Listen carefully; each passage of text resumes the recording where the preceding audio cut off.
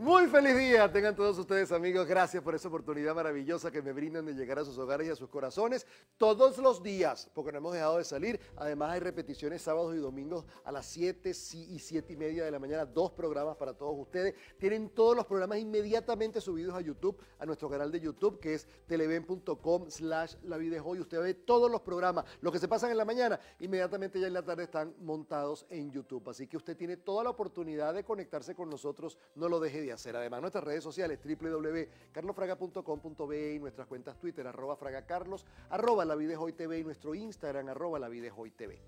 Hoy, ya iniciando este 2017 desde una posición del análisis, desde una posición de qué podemos hacer por nuestro país, que está en unas condiciones de verdad críticas, yo creo que es importante por lo menos el hecho de conversar de temas. Conversar de temas es poder de alguna manera poner en la mesa una serie de puntos que tenemos que discutir, que tenemos que analizar, que tenemos que verlos con todo el amor del mundo, porque son cosas que necesitan renovación, que necesitan nuevos puntos de vista, que necesitan nuevas formas de actuar. Y una de ellas, sin duda alguna, es la educación. La educación y la formación, ambas. La educación y la formación tienen que entrar en un periodo de revisión realmente importante. Cuando hablamos de la formación, yo me estoy refiriendo a la parte del hogar, a la parte de la familia, a la parte de los medios de comunicación, que son los que terminamos de alguna manera formando. Y la parte de la educación que tiene que ver con todo lo formal, con todo lo académico y con todo esto. Y yo tengo un amigo, porque estas conversaciones hay que hacerlas entre amigos, ¿para qué? Para que primero haya el respeto, para segundo porque además él es un conocedor, él está metido, como dicen, en la salsa de la educación. Yo soy educador también, él es educador también, pero él está metido en la salsa porque él no ha dejado de ser educador nunca. Él es además fundador de SECODAP, una organización, una ONG importantísima que defiende los derechos de niñas, niños y adolescentes de Venezuela, por lo tanto está sumamente empapado de cuál es la situación real y no aquella que uno cree que ve por las noticias o por las redes. Así que estoy hablando, por supuesto, y ustedes saben, de mi amigo Oscar Misle. Bienvenido, Oscar. Carlito, gracias, encantado. El hombre más mediático. Qué bueno, afortunadamente. Esta es la gente que debe ser mediática, porque es la gente que tiene cosas que aportar. Oscar, bienvenido. Feliz 2017 para ti. Estamos estrenando el año, imagínate. Sí, señor. Con toda la energía y con todas las ganas, ¿no? Amén, amén. A pesar de todo, uno tiene que siempre sobreponerse a las cosas. Vamos a hablar un poco de educación. Nosotros venimos de una educación prusiana. Sin duda, una educación que tiene horarios, que tiene unos esquemas absolutamente rígidos, además guiados por un timbre, donde el timbre marca el hambre, el timbre marca las ganas de salir, el timbre es el que hace regresar de nuevo, cambiar la actitud, y todo eso es muy prusiano, y ha funcionado durante muchísimos años esta educación prusiana y ha generado cosas muy positivas en el mundo.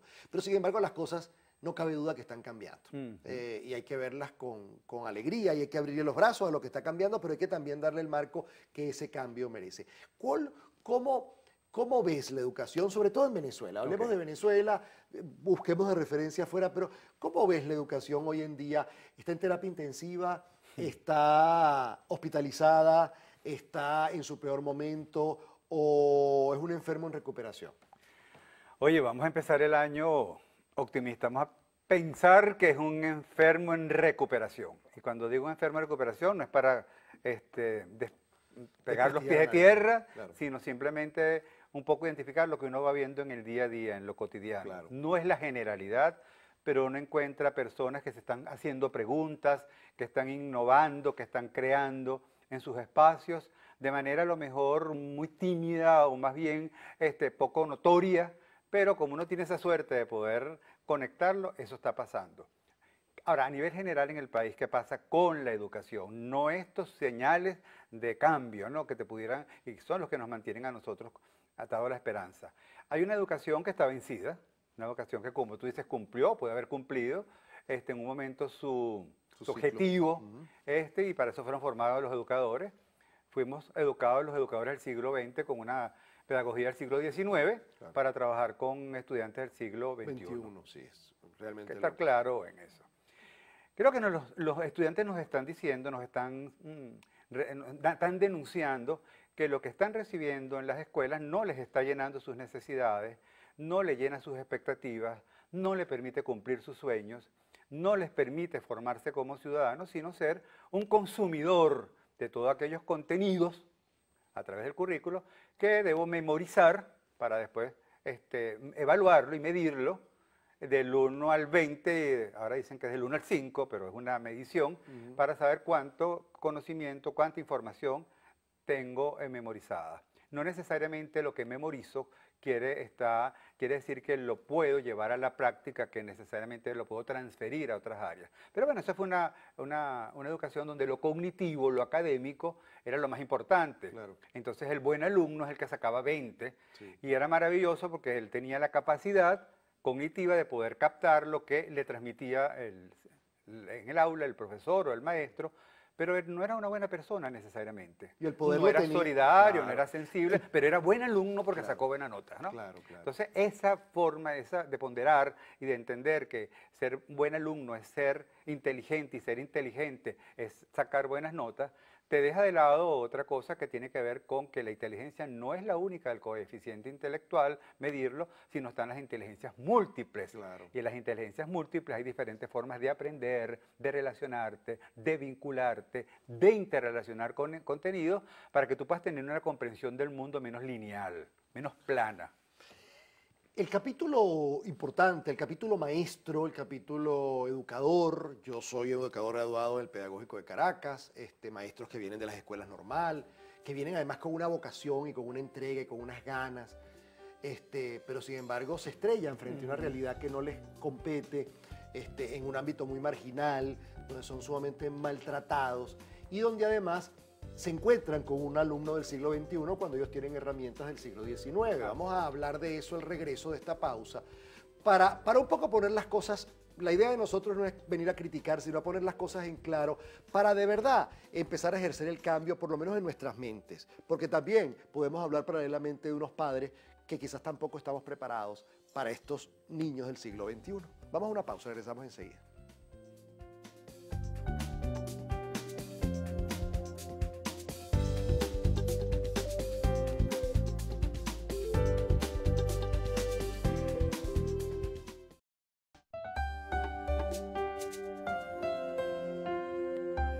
Mis queridos amigos, continuamos. 2017, hoy hablando de la educación en un país, wow, donde hay que todos estos aspectos volverlos a ver, volverlos a medir, volverlos a discutir, a ver qué podemos sacar de ellos y cómo podemos empezar la verdadera renovación, porque no cabe otra. ¿Cómo ves al maestro? ¿Cómo ves al docente? ¿Cómo ves a esta persona tan importante, pero a veces tan maltratada, que trabaja con tanta dificultad? ¿Cómo se concibe el maestro del siglo XXI claro, cuando nosotros fuimos educados, como bien dijiste, en el siglo XX, pero además en el marco del siglo XIX? ¿Cómo es el docente del siglo XXI y cuánta oportunidad tienen estos docentes o nosotros como docentes de pasar la frontera al siglo XXI? Claro.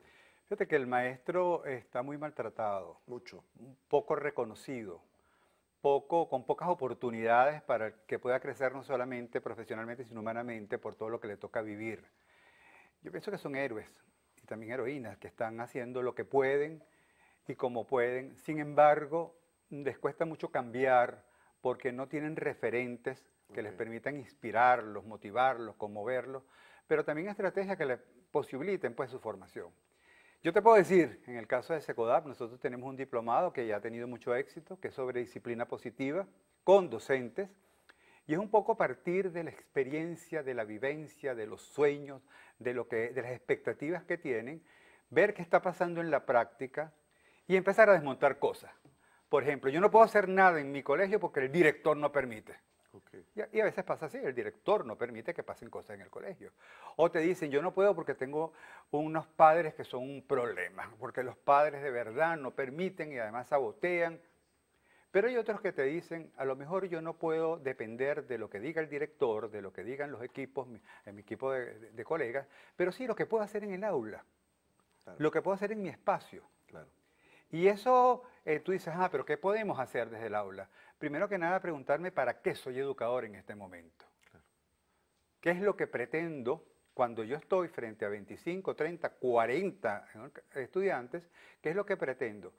Transmitir una información que la van a conseguir por Google o por cualquier tipo de forma, pues de fuente, o más bien generar espacios para que ellos puedan reflexionar, analizar, un poco interpretar y educarse para que el mundo sea distinto. Alex Rovira, él dice algo que a mí me encanta. Él dice, el problema está que nosotros formamos el estudiante para que él sea lo que es. Eso suena como, para que él logre ser lo que es.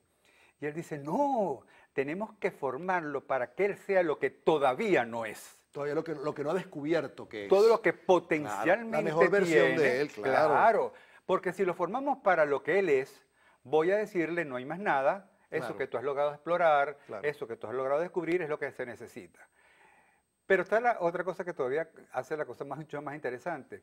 Es educar para la realidad que tenemos o para la realidad que todavía no existe, pero debe existir. Claro. Porque si es educar para la realidad que tenemos, reforzarla y formar parte de esa realidad que me da pocas oportunidades para desarrollar mi potencial, vamos a ser un reforzador de lo que precisamente no nos está haciendo feliz o felices. Entonces él dice, fíjate cómo cambiar el enfoque. No te voy a educar para que tú seas lo que eres, sino para lo que estás llamado a ser, para todo tu potencial. Claro.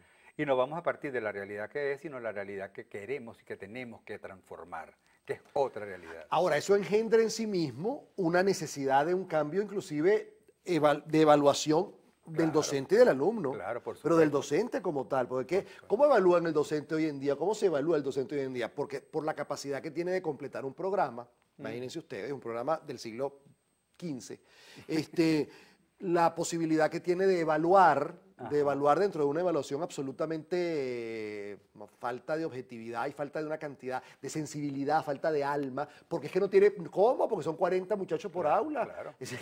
¿En qué momento lo haces? Y eso es lo que determina a que un profesor, a que un docente sea esté catalogado como bueno, como apto, y yo creo que los patrones tienen que cambiar, y tienen que cambiar además dentro del docente mismo. Claro. ¿Cuál es mi evaluación como docente? Claro, ¿Qué es lo que yo voy a buscar como docente, independientemente de las otras evaluaciones? Fíjate que en estos diplomados, que para mí han sido una experiencia rica, acabamos de terminar uno hace un mes, pasamos un poco para evaluarme yo. ¿Qué significa para mí la educación en este momento? Si yo puedo recordar cuando en el aula magna me puse mi toga, mi birrete y aquella medalla que te da justo al corazón, ¿en qué soñaba y con qué soñaba? ¿Se parece lo soñado con lo que estoy viviendo ahora? Y si lo que soñaba no se corresponde con lo que tengo ahora que descubrir, que tengo que experimentar, que tengo que indagar, y se dan experiencias muy interesantes cuando tú le preguntas, ¿recuerda un estudiante que formó parte del proceso, tu proceso, que tú hayas sentido valió la pena ser educador? ¿Qué pasó en esa vida de ese estudiante? ¿Qué sentiste cuando lo viste en la calle o te lo encontraste? Un día vino a visitar la escuela cuando ese muchachito que era un estudiante y a lo mejor que tenía unas características particulares, no solamente tiene una profesión, sino tiene una forma de ver y de sentir el mundo distinto. Claro, qué bonito.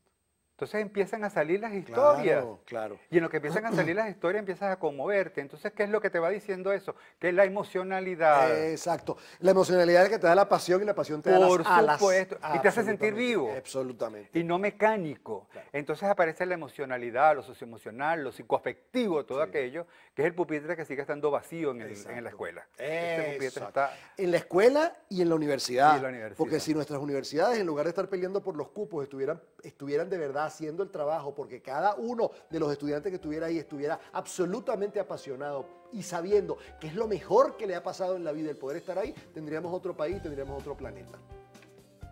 Así sería. Vamos a una pausa y regresamos. Te voy a contar una historia de una película que tú también eres cinéfilo. Vamos a regresar y hablamos.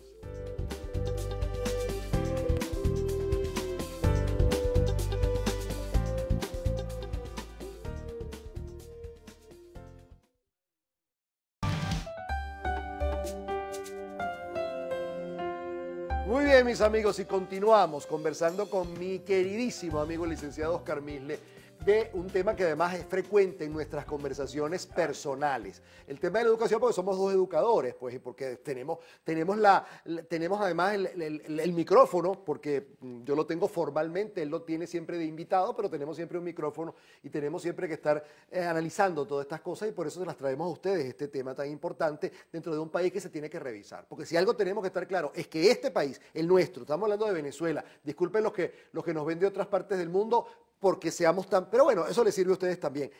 Tenemos que revisarnos. Yo creo que esto es importante. Bien, te contaba, estuve hace poco en Madrid viendo una película que estaban estrenando que se llama El monstruo que vino a verme. Una película que les recomiendo ampliamente a todas las personas que tengan la oportunidad de verla, véanla. Es una película, además, de un director español, pero además son actores internacionales. Y quiero nada más destacar, porque es la historia de un niño que la madre se le está muriendo de cáncer. Y él va viendo, que es su único familiar directo, él va viendo cómo su madre se empieza a deteriorar y se empieza a ir en cada una de las terapias y cada uno de los tratamientos que le hace. Entonces, el muchacho empieza en el colegio a hacer bullying o a defenderse del bullying, llámese a pegarle a sus otros compañeros, es decir, a ponerse violento. Y la directora del colegio, que no es otra que la hija de Charles Chaplin, Geraldine Chaplin, que tiene esa sola escena, y esa sola escena basta, porque no lo pudo hacer mejor. Ella es la directora del colegio, en un momento determinado le cae a golpes a 4 muchachos, y él lo llaman a capítulo, lo llaman a la dirección. ¿Y sabes lo que le dice la maestra? Oigan bien, le dice, hey, tú sabes que lo que tú hiciste es para botarte del colegio. Pero si yo te boto del colegio, yo me dejo de llamar docente. Y como mi misión no es botarte del colegio, sino que ayudarte, por favor dame un abrazo y vuelve al aula. ¡Wow! Un abrazo. Ahí está. Ahí está. Sí, sí, sí. Entonces tú dices, ahí está. Esa mujer hizo lo que quizás en psicoterapia le va a costar a ese muchacho muchísimo tiempo. Esa mujer lo hizo en una actitud totalmente apasionada y consciente de cuál era su labor. Claro. Es decir, si yo te boto del colegio, yo me dejo de llamar docente. Claro. Fíjate, la trascendencia, lo que ella comprendió y cuál era la necesidad o la carencia. Absolutamente. Y el mismo Ángel Rovira, Alex Rovira, él dice que muchas veces los estudiantes están llamando a la atención, pero están llamando a la atención por una carencia de amor o por un amor que no lo hace feliz. Y muchas veces se vincula relaciones tóxicas porque pasa algo, y esa imagen me encantó, que es como cuando tú estás en un desierto, muerto de sed, agobiado, deshidratado, y encuentras un charco sucio. Tú no lo piensas, y en ese charco te agachas, te mojas y bebes de ese charco. Porque para ti en ese momento lo único que hay en el desierto para calmar tu sed es esa agua pestilenta y sucia. Así pasan las relaciones. Y muchas veces esos muchachos llegan buscando beber, saciar su sed, y a veces se encuentran no con un agua cristalina, sino también con charcos. Y se empiezan a vincular tóxicamente porque de alguna manera ellos necesitan satisfacer, llenar algo que está vacío, que no está satisfecho y que los hace sentirse a veces muy solos, pero con mucha rabia hacia la vida, y eso requiere que alguien te diga, te amo a pesar de ti. Sí, sí. Ámame cuando menos lo merezco, que es cuando más lo necesito. Eso es Pablo Neruda.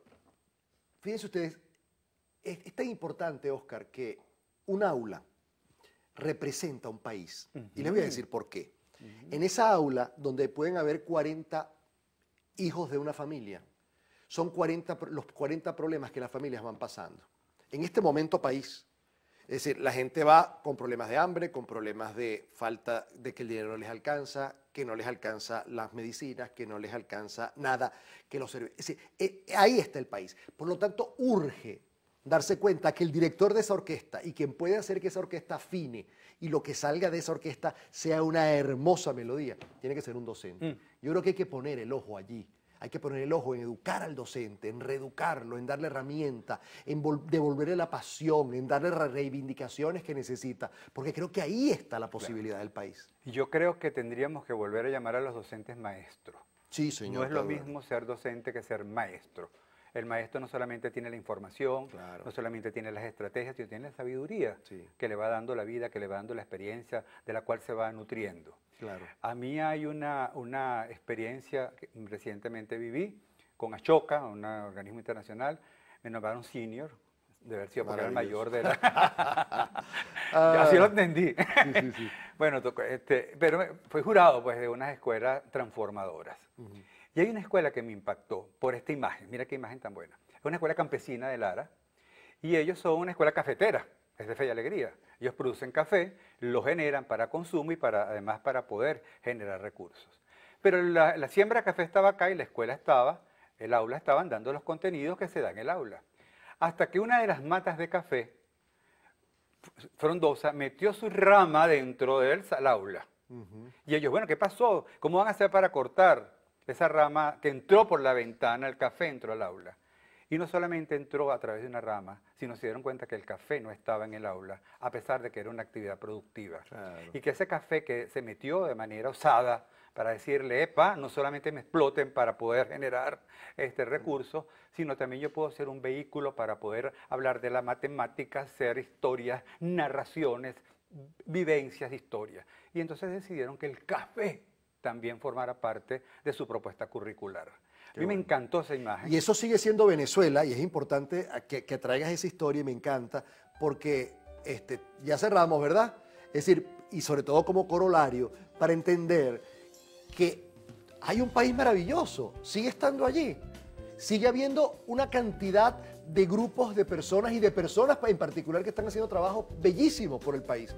Pero vamos a pegarnos a la cola que es, porque a lo mejor estamos en la cola que no es la indicada. Así es. Si hablamos de cola, que es bastante desagradable. Sí, nos queda preguntarnos qué puedo hacer en mi metro cuadrado, qué significa la educación, cómo fui educado, quiero que mis hijos sigan siendo educados como fui yo educado, cuáles son los cambios que tengo que hacer. Esto requiere valor, pero vale la pena arriesgarse. Vale la pena arriesgarse si queremos ponerle alma, si queremos vida y hacer que la educación sirva para transformar, no solamente para informar. Un programa no es suficiente para hablar de este tema, lo sé, pero el dejar ciertas cosas en el aire, el enaltecer al docente me parece maravilloso. Un aplauso para Oscar Misle, por favor, gracias. Gracias.